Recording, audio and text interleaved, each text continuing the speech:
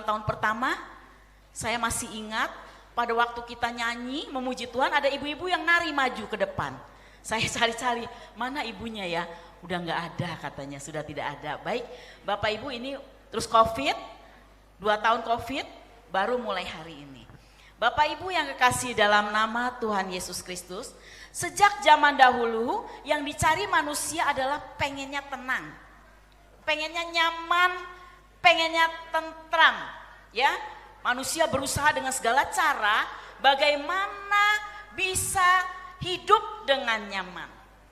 Padahal Bapak Ibu tahu, dunia ini bukan rumahku katanya.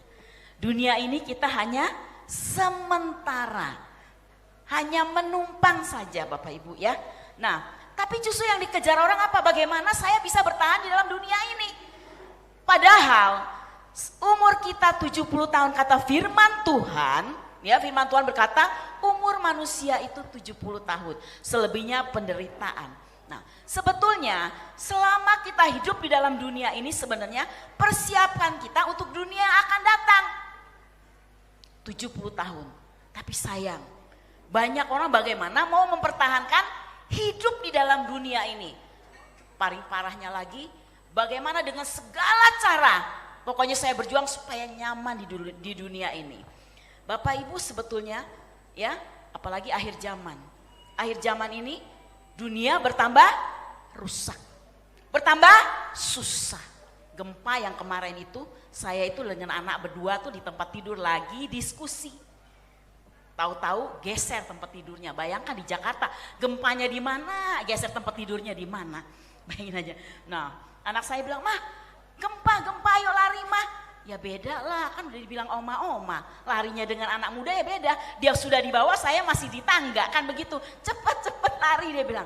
Malah dinasehati lagi, "Ma ingat ya, besok kalau ada gempa mama harus cepet lari ke bawah," katanya. Sebab lempengannya ada di Jakarta juga, katanya dia bilang begitu. Menurutnya, kan gak ada yang nyaman sebetulnya hidup di dalam dunia ini. Bapak Ibu yang kekasih dalam nama Tuhan Yesus Kristus, ya, saya teringat pada waktu tahun 98 yang ada rusuh. Nah, hari-hari itu Bapak Ibu, ya, hari-hari itu hanya dari pagi sampai malam itu hanya saya diteleponin jeritan orang.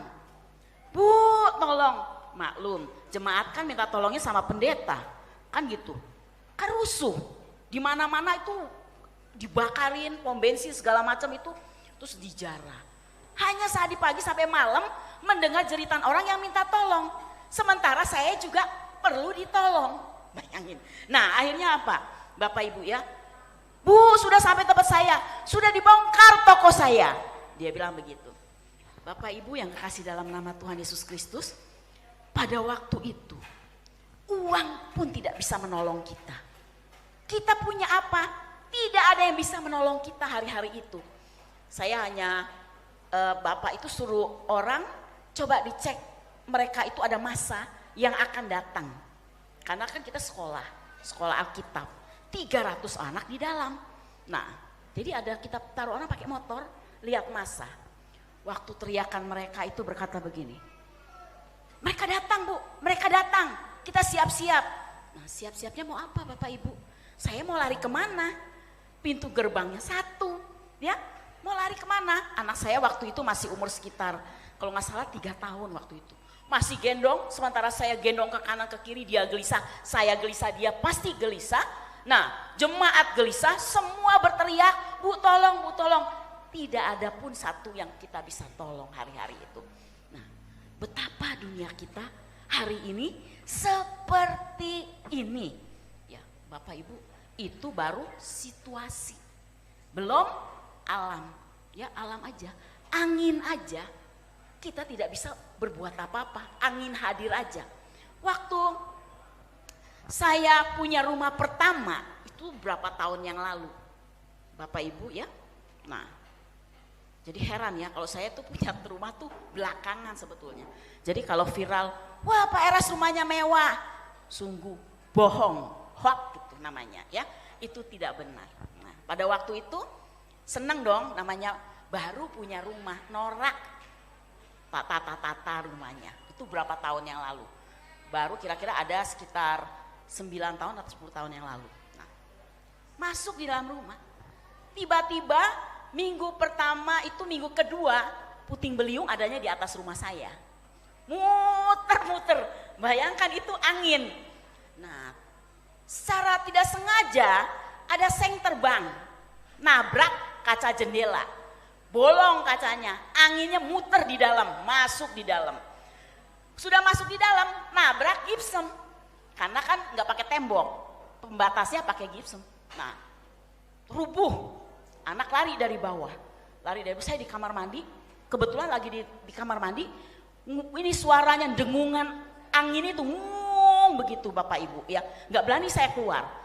Semua teriak di bawah, naik ke atas. Nah, sementara anak-anak lari ke atas, rubuh penyekat kamar ke bawah.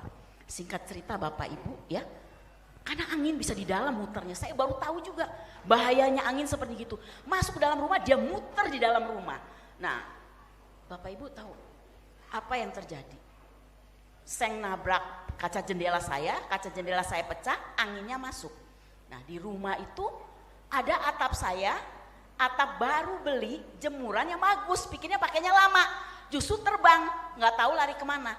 Jadi barang orang yang rusak datang ke tempat saya, barang saya yang bagus lari ke tempat siapa? Nah, Bapak Ibu bayangin, kalau saya pikir-pikir, ya juga ya, mungkin ini ada orang yang membutuhkan, jadi nyampe ke tempat orang. Bapak Ibu itu toren air yang sudah rusak ada di depan rumah saya. Sementara kita punya nggak tahu juga terbang kemana. Jadi tukar ya Bapak Ibu. Nah, tidak menyesali sih saya. Kenapa? Tuhan tahu saya mampu membeli. Makanya mungkin itu buat orang yang tidak mampu. Bapak Ibu, kita tidak bisa buat apa-apa. Itu baru angin loh. Baru angin. Bapak Ibu, apa yang perlu kita banggakan? Ya. Bagaimana kita bisa hidup nyaman di dalam dunia ini, yang dicari orang bagaimana aku nyaman di dalam dunia ini. Nah, ternyata banyak orang frustasi, tidak menemukan sukacita di dalam kehidupannya. Rasa tentram, tenang itu justru semakin mahal hari ini. Justru semakin mahal untuk hari ini. Ya, tidak sedikit orang jadi pesimis rasanya. Tidak dapat menemukan sukacita itu. Ya, tidak dapat menemukan sukacita itu dalam dunia ini. Bapak Ibu yang kekasih dalam nama Tuhan Yesus Kristus, melalui firman Tuhan, kita ditunjukkan beberapa jalan bagaimana kita bisa sukacita. Bagaimana kita bisa bertahan di tengah badai di dalam hidup kita. Saya percaya kita masing-masing punya masalah. Ya, tidak mungkin tidak ada yang punya masalah. Masalah itu akan hinggap di dalam setiap orang. Kenapa? Dia seperti mengintip. Ya, kapan dia bisa masuk masalah itu? Kapan bisa sampai ke tengah kita? Nah, bagaimana sih kita bisa bertahan? Ya, melalui pemberitaan firman ini tunjukkan kepada kita jalan untuk dapat menikmati rasa tentram itu. Pada umumnya kita itu menghendaki kehidupan kita tetap dalam situasi yang kita kehendaki. Kalau suami saya baik-baik, ya, gajinya cukup, anak baik-baik, waduh rasanya kalau bisa jangan berubah. Kalau bisa tuh tenang-tenang saja, tidak perlu berubah. Ya. Tetapi situasi yang kita kehendaki, apalagi kalau keadaan kita baik, tidak berjuang untuk seolah-olah kalau bisa jangan deh berubah. Bapak Ibu yang kekasih dalam nama Tuhan Yesus, kita mengharapkan keadaan kita tidak berubah. Tetapi kita harus ingat bahwa dunia ini di mana kita hidup hari ini adalah dunia yang sudah rusak. Keadaan yang tidak bisa dikendalikan oleh kekuatan manusia guna mengikuti kehendaknya. Kita tidak bisa mengendalikan keadaan gempa, angin, bencana alam. Uang banyak pun kita tidak mampu mengendalikannya, Bapak Ibu ya. Nah, dunia ini memang begitu hari ini hidup kita, ya. Kita tidak mampu mengendalikannya. Keadaan yang tidak bisa dikendalikan oleh kekuatan manusia guna mengikuti kehendaknya. Dunia di mana kita hidup bisa berubah setiap saat tanpa kita ketahui sebelumnya. Hal inilah yang ditakuti banyak orang, sehingga banyak orang kadang-kadang mencoba ingin hendak mengetahui hari esok. Makanya jangan heran ya, dukun-dukun tuh laku. Kenapa? Orang mau coba hari esok saya gimana sih? Besok akan ada apa lagi? Ya, tapi ini berbahaya sekali bagi kita sebagai anak Tuhan. Bapak Ibu yang kekasih dalam nama Tuhan Yesus, inilah dunia kita hari ini. Setiap saat bisa berubah, keadaan bisa berubah. Satu hari ada seorang bapak aser di gereja, ya, kita lagi buat seminar. Nah, biasa kan aser kan, aktivis itu datang lebih awal, nata kursi-kursi itu loh, ya. Rupanya kalau di Jakarta itu di tag kursinya, jadi udah dipesan sama teman-temannya, tolong ya, baris ketiga, baris kedua, ditaruhlah selendang, ditaruhlah buku, ditaruh apa aja supaya kesannya itu ada orang yang sudah datang, padahal orangnya belum datang. Nah, ada satu kali aktivis ini marah sekali. Ini tidak boleh begini, kasihan orang-orang yang datang duluan katanya. Dia bilang marah gitu. Setelah dia marah begitu, acara mulai, mau seminar kan. Puji-pujian dimulai sebelum pengkhotbah mulai. Apa yang terjadi? Saya itu di kantor lihat CCTV. Orang lagi lari-lari ke belakang kantor. Ya, saya lihat apa ada sesuatu yang atau ada pencuri atau apa, itu dugaan saya. Saya penasaran, saya lihat terus. Ada yang orang lagi mompa-mompa ini. Wah, jantung dah. Saya pikir ini jantung ini ya, benar. Bawa ke rumah sakit, orangnya sudah meninggal dunia. Masih datang pagi, beresin kursi. Rupanya itu pelayanan dia yang terakhir kepada Tuhan, Bapak Ibu. Kita tidak tahu hari ini kapan umur hidup kita. 70 tahun itu hanya sementara, Bapak Ibu. Cepat. Saya ini sudah 60 tahun lebih. Kemarin kadang-kadang kita di tempat tidur tatap-tatapan sama Bapak. Kenapa? Sisa berapa ya umur kita ya? Kita hitung-hitung. Saya sisa 70 tahun, udah mau 73. Nah Bapak, saya sisa 6 tahun katanya. Terus apa yang kita bisa buat? Apa yang perlu kita kejar Bapak Ibu? Saya katakan, selagi Bapak Ibu masih bertahan, masih mampu, koreksi diri, apa yang kita bisa kerjakan buat Tuhan? Kenapa? Harga hidup kita lebih mahal nanti di kekekalan Bapak Ibu. Dunia ini sementara, tidak ada artinya di dunia ini. Mau dipertahankan berapa lama? Toh ujungnya juga kita akan menghadap Tuhan. Ya Bapak Ibu yang kekasih dalam nama Tuhan Yesus Kristus. Nah, orang maunya cari nyaman dengan segala hal, dengan segala cara. Kadang-kadang nipu pun mau untuk dia hidup. Jangan main-main Bapak Ibu. Bohong tuh rela untuk mempertahankan hidupnya. Padahal kita akan di kekekalan nanti. Sepanjang hidup kita ini perjalanan persiapan kita untuk ke depan sana. Untuk hidup kita yang kekal di balik kubur, inilah persiapannya selama kita masih hidup dalam dunia ini. Jadi rugi Bapak Ibu. Selama kita hidup, kita menyia-nyiakan kesempatan, nafas yang Tuhan berikan kepada kita. Bagaimana kita persiapkan hidup kita untuk ketemu dengan Tuhan. Amin Bapak Ibu. Nah, melalui firman Tuhan ini ya, ada langkah-langkah yang harus kita miliki. Bagaimana sih kita bisa memiliki rasa tentram itu? Kalau melihat kenyataan hidup manusia hari ini, ya, tidak mungkin ada rasa tentram itu. Dunia itu semakin rusak. Tapi bagaimana kita bisa nyaman di dalam keadaan dunia ini? Sadarlah Bapak Ibu, bahwa ya, dunia ini bukan rumah kita. Kita sadar bahwa keadaan terburuk pun akan terjadi dalam hidup kita. Tapi kalau kita sadar, kita sudah siap menghadapinya. Itu perlu kita sadari dulu ya. Menerima kenyataan bahwa dunia kita hari ini tidak akan semakin baik, tetapi semakin bergolak. Dengan mengerti kebenaran ini, kita tidak akan menjadi terkejut bila mana terjadi goncangan-goncangan hebat dalam perjalanan hidup kita secara pribadi maupun secara makro atas dunia. Bapak Ibu yang kekasih dalam nama Tuhan Yesus, kita belum berakhir dengan COVID.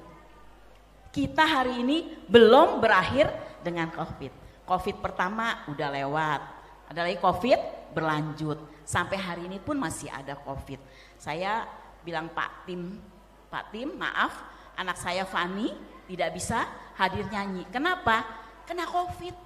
Tapi 2 minggu yang lalu hanya belum selesai batuknya, sudah negatif, belum selesai batuknya. Saya bilang 2 minggu lalu ya Bapak Ibu, nanti Bapak Ibu dekat saya takut loh. Nah baru serumah dengan orang COVID kan begitu.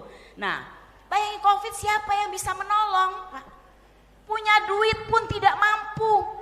Saya ingat pada waktu Pak Eras masuk ke rumah sakit, penuh-penuhnya rumah sakit, itu tidak dapat kamar.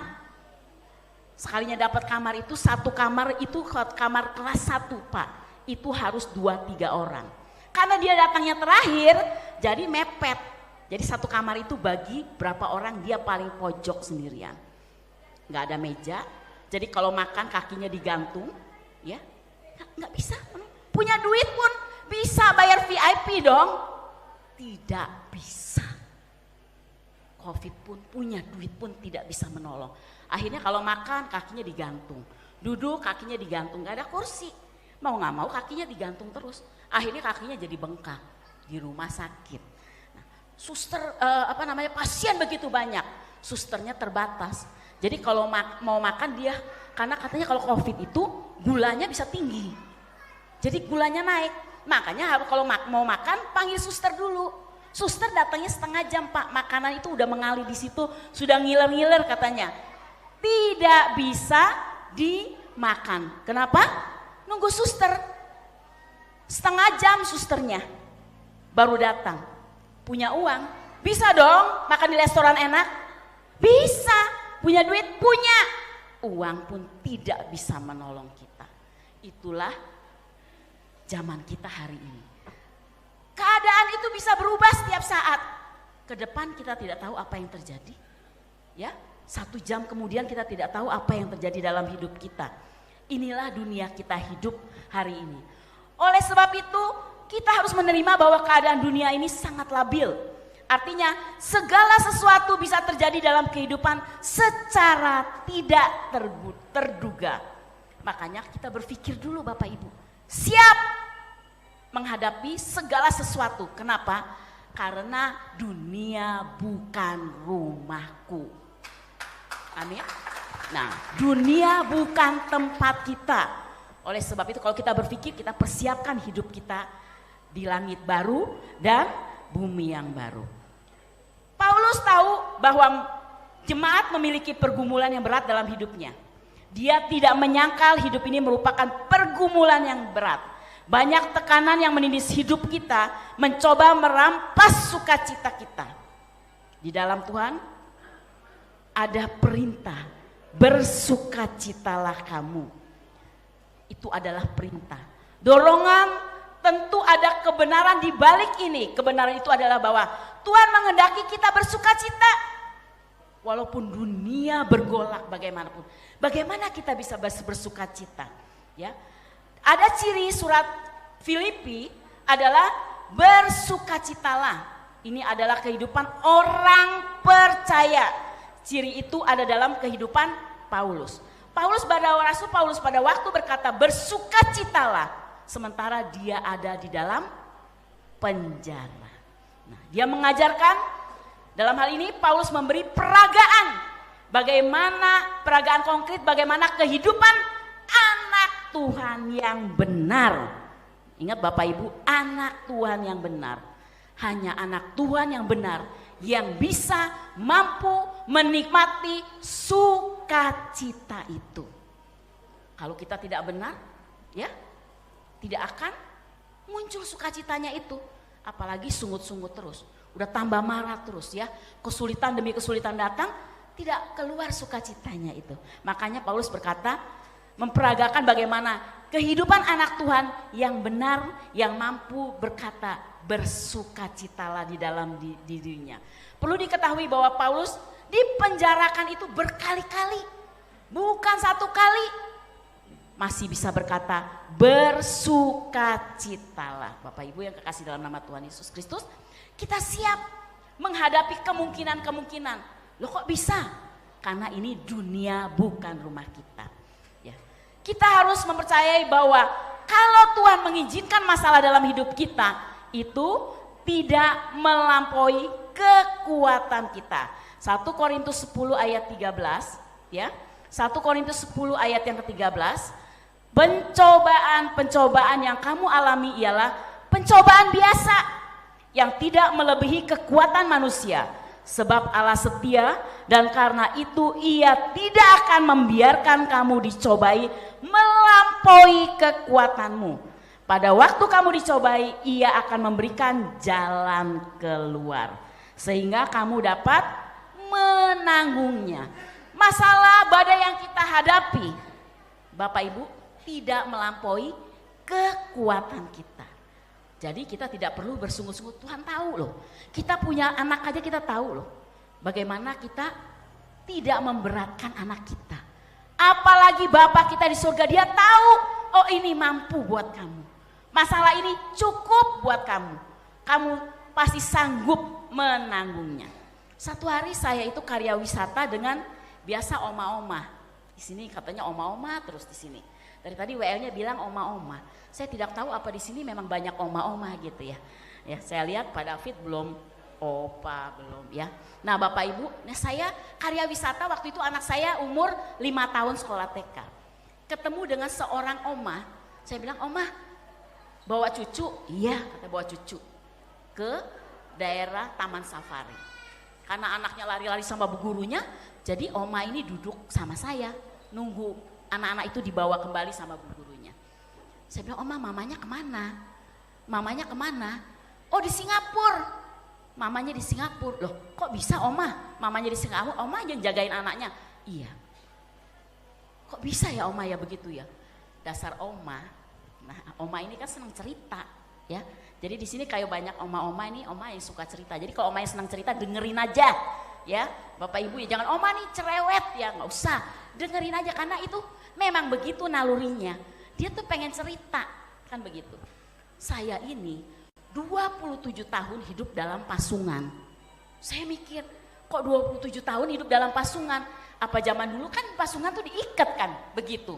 Dia bilang, "Enggak," katanya, "bukan begitu, Oma emang diikat." "Enggak," katanya. Oma sama Opa waktu jatuh cinta itu katanya, mau nikah gak disetujuin. Karena Oma orang sederhana, Opanya itu pabrik. Orang Chinese zaman kuno, zaman dulu. Ya tentunya maunya carinya kan yang sesukunya, sejajar gitu loh. Tapi ini berbeda. Tapi kan namanya cinta katanya, ya Oma nekat aja katanya. Singkat cerita karena nekatnya itu nikah. Udah nikah setahun. Nah yang jadi masalah waktu mau punya anak. Punya anak pertama, kedua, ketiga, mertua berubah. Wah bangga dia, ternyata saya bisa punya keluarga bahagia. Dia lupa, mertuanya itu berubah. Mulai bagaimana mau ngambil anaknya, menggeser mantunya ini. Nah setelah dia diusir, sempat diusir, dia sujud di kaki mertuanya. Ini orang Kristen. Ini ya Oma ini orang Kristen, dia sujud di kaki mertuanya. Dibilang, "Ma, Pa," katanya, "jangan usir saya. Saya apapun yang Mama Papa mau saya kerjakan. Pokoknya jangan usir saya mau hidup dengan anak dan suami saya." Nah, Bapak Ibu tahu apa yang terjadi? Benar-benar diperlakukan tuh pembantu di rumah. Pembantu aja ada istirahatnya, dia tidak ada. Pembantu itu ada cutinya, dia tidak ada cutinya. Jadi pembantu abadi di rumah itu. Tapi demi anak dan suaminya, dia lakukan itu. Kalau yang lain anak-anak itu duduk di kursi, dia harus duduk di bawah. Kadang-kadang bawa serbet. Itu persis sinetronnya.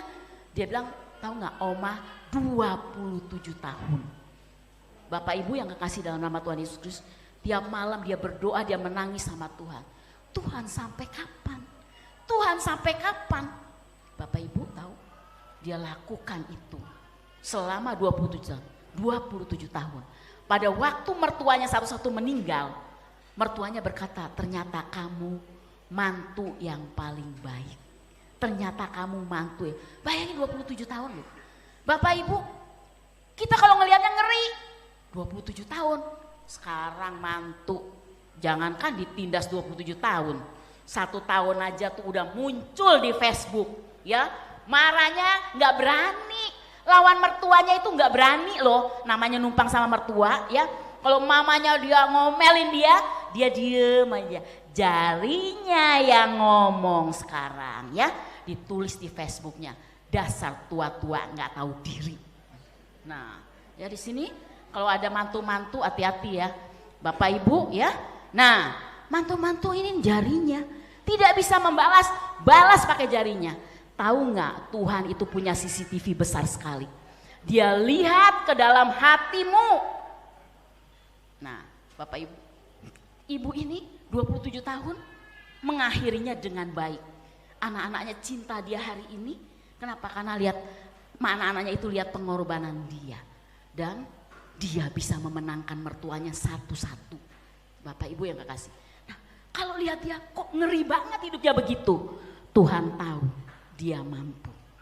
Tuhan tahu kita mampu. Tuhan tahu Bapak Ibu mampu. Masalah Bapak Ibu yang hadapi, Tuhan tahu kita mampu.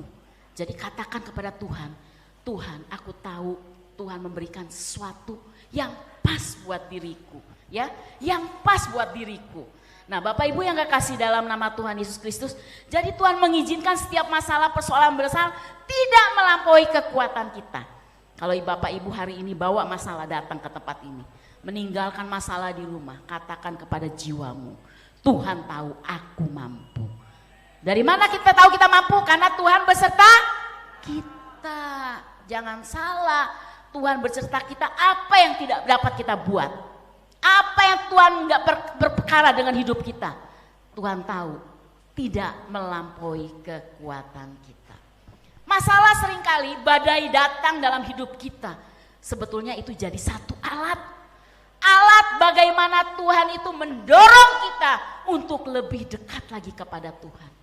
Banyak kesaksian dari bapak-bapak atau ibu-ibu itu, kalau tidak ada masalah tidak dekat Tuhan. Saya ini dekat Tuhan Bu, ke gereja karena anak saya sakit Bu, gak bisa disembuhkan.